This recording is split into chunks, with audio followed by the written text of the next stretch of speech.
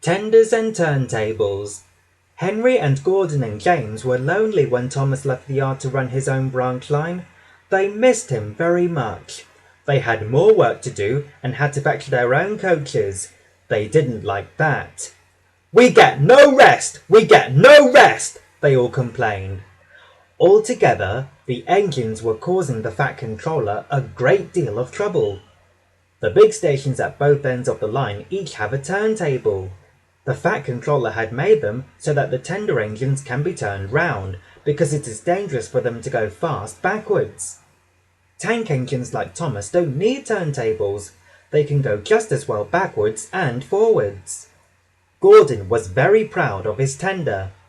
"You don't understand, little Thomas," he said one day. "We tender engines have a position to keep up. It doesn't matter where you go, but we are important.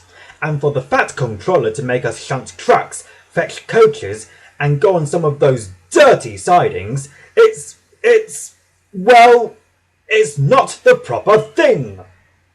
Thomas chuckled and went off with Annie and Clarabelle. "Disgraceful!" Gordon hissed as he ran backwards to the turntable. The turntable was in a windy place close to the sea. It was only just big enough for Gordon, and if he was not on it just right, he put it out of balance and made it difficult to turn. Today, Gordon was in a bad temper, and the wind was blowing fiercely. His driver tried to make him stop in the right place, but Gordon wasn't trying. The fireman tried to turn the handle, but Gordon's weight and the strong wind stopped him. Some of the other men came to help. "It's no good," they said at last. "Your tender upsets the balance. If you were a nice tank engine, you'd be all right. Now you'll have to pull the next train backwards." "Look!" called some boys. "There's a new tank engine!" "Oh, it's only Gordon back to front." Gordon said nothing. Even James laughed when he saw him. "Take care!" hissed Gordon. "You might get stuck too." "No fear," chuckled James. "I'm not as fat as you." "I mustn't get stuck," thought James. He stopped at just the right place to balance the table. It could now swing easily. James's fireman turned the handle. Gordon arrived in time to see everything. James turned much too easily. The wind puffed him round like a top. He couldn't stop.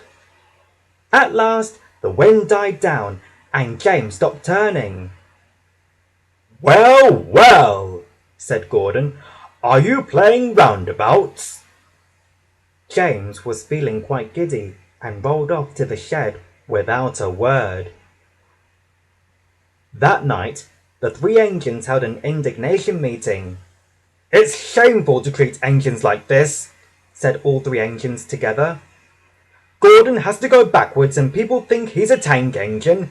James spins round like a top and everyone laughs at us.